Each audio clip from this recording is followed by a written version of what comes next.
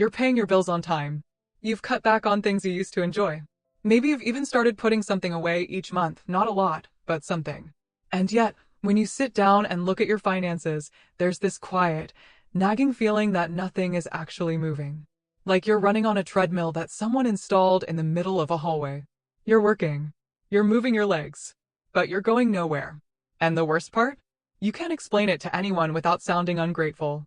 Because on paper, you're doing everything right. So why does it still feel like this? That's exactly what this video is about. Not the mechanics of money, not budgets or spreadsheets, but the feeling. The psychological experience of financial effort that seems to produce no result.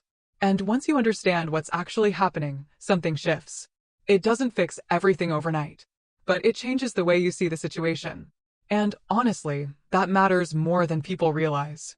Here's the thing: most financial advice gets completely wrong. It treats money like it's a math problem.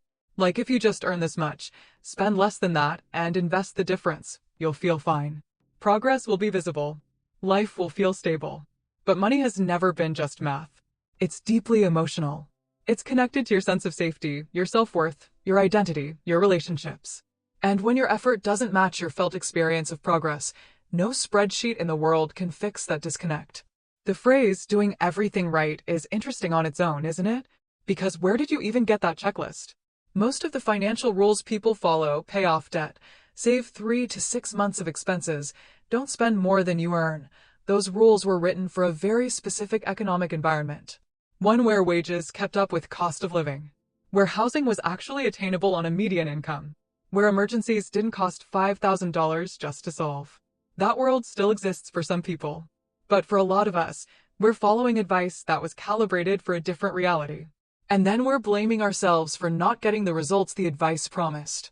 So before we go any further, I want to say something clearly. If you feel financially stuck even while doing all the supposedly right things, that is not a personal failure.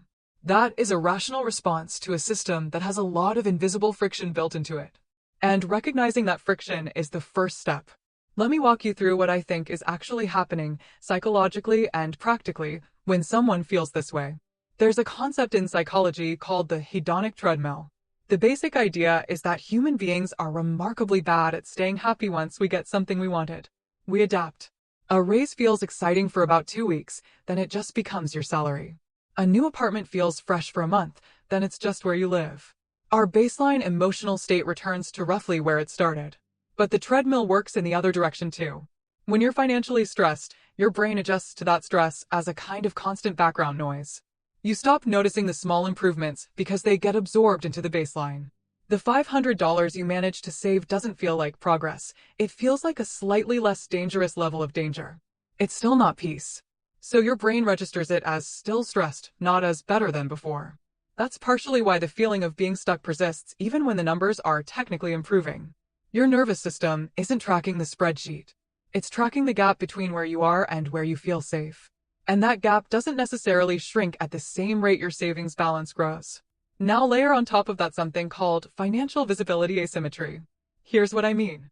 Every time money leaves your account, rent, insurance, a car payment, groceries, you feel it.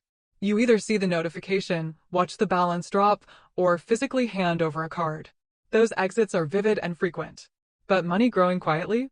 Whether that's a small investment compounding, or the fact that your credit score went up, or that you're slightly less in debt than last year, those gains are invisible.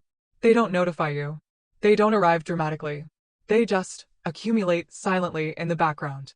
So subjectively, your experience of money is dominated by loss signals. Constant, recurring, emotionally heavy.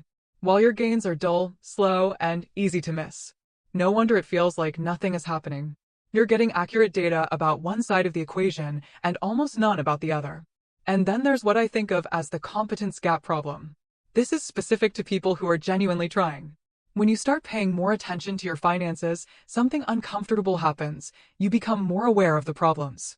Before you started tracking your spending, you didn't know exactly how much was going to subscriptions or food, or that you were spending 8% more than you earned. Now you know. And knowing hurts. It creates a strange paradox where getting more financially literate initially makes you feel worse, not better. Because awareness precedes change, and awareness is painful. A lot of people interpret that pain as evidence that they're bad with money. when really it's evidence that they're actually starting to pay attention. The discomfort is the signal that something is shifting, but it doesn't feel that way in the moment. There's also a real, structural piece to this that I don't want to skip over. Inflation. The rising cost of housing in most places. Healthcare. Childcare. Student loan debt. These are not imaginary obstacles. The math has genuinely gotten harder for a wide range of people over the past 2 decades. If you're a millennial or younger, you're likely earning more than your parents did at the same age in nominal terms, but buying power, when you factor in housing and healthcare specifically, tells a different story. I'm not saying this to make anyone feel hopeless. I'm saying it because blaming yourself for slow progress when the environment has structurally shifted against you is not just inaccurate, it's actively harmful. It keeps your energy focused on shame instead of strategy. Here's the mindset shift that I think changes everything. And it's subtle, but it's real. Most people measure financial progress in outcomes. Account balance, net worth, debt total. And those are valid measurements. But they're lagging indicators. They tell you what already happened, not what's in motion. And when you're early in the process, or in a financially tight season of life, those lagging indicators move slowly. Sometimes painfully slowly. Which means if that's your only yardstick, you're going to feel like nothing is happening almost all the time. What if you also measured leading indicators? The decisions you made this month that your future self will benefit from. The habit you maintained. The emergency fund you didn't drain even though you wanted to buy something else. The moment you chose a lower cost option not because you had to, but because you understood why it mattered. Those things don't show up in a balance. But they're the inputs that eventually produce the outputs. And training yourself to recognize and value the inputs changes the emotional experience of the process entirely. You stop waiting for the scoreboard to validate you. You start finding meaning in the decisions themselves. There's also something worth saying about the relationship between money and peace of mind. A lot of people pursue financial security because they want to feel safe, which is completely reasonable. But the trap is assuming that a certain number in your account is the threshold for safety. That once you cross it, you'll finally exhale. And that day never comes because the threshold keeps moving. Because safety isn't a number. It's a feeling. And feelings are shaped by your nervous system's interpretation of your situation, not just the situation itself. The people I've seen who actually feel calm about money, not necessarily wealthy, just calm, they share something interesting. They're not anxious about every fluctuation. They have a system they trust, even if it's simple. They've made peace with uncertainty in a way that other people haven't. And that peace wasn't handed to them when they hit a certain income level. It was something they built psychologically.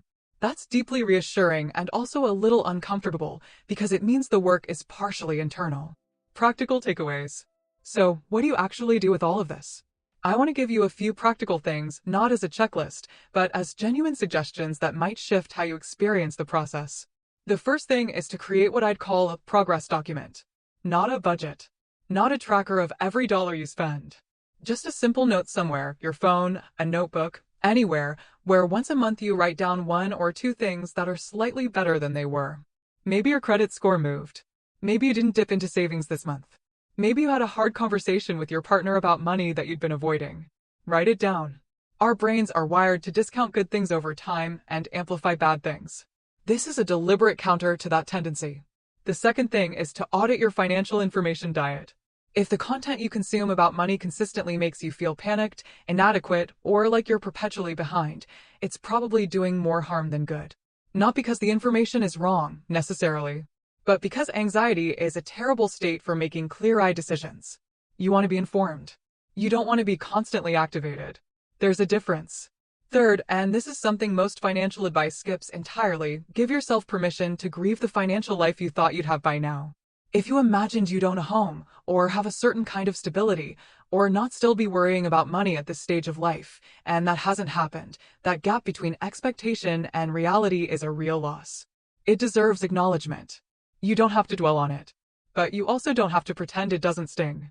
Allowing yourself to feel that without spiraling into shame frees up enormous amounts of energy that you can redirect toward the present. And finally, consider narrowing your time horizon. One of the cruelest things about long-term financial thinking is that the benefits are genuinely far away. Compound interest over 30 years is real and powerful, but you won't feel it for 30 years. If your only motivation is a retirement account you can't access for decades, you will run out of psychological fuel before you get there. Find smaller, nearer wins to celebrate. A fully funded emergency fund. A month with no credit card balance. A bill you eliminated. These aren't small things. Treat them like what they are. I want to leave you with this. Feeling broke when you're doing everything right is not a sign that you're failing. It's a sign that you're navigating a genuinely difficult system with real psychological complexity, and that the tools you've been given to measure your progress haven't kept up with what progress actually feels like from the inside. You can't outwork the hedonic treadmill with hustle. You can't budget your way out of an emotional relationship with money that was formed decades before you ever earned a paycheck. This stuff is layered. It takes time, and it's deeply personal. But here's what I know to be true. The people who eventually find some peace with money aren't the ones who hit a magic number. They're the ones who kept going when it felt pointless. Who learned to find meaning in the inputs, not just the outputs. Who stopped waiting for the scoreboard to tell them they were worth trusting.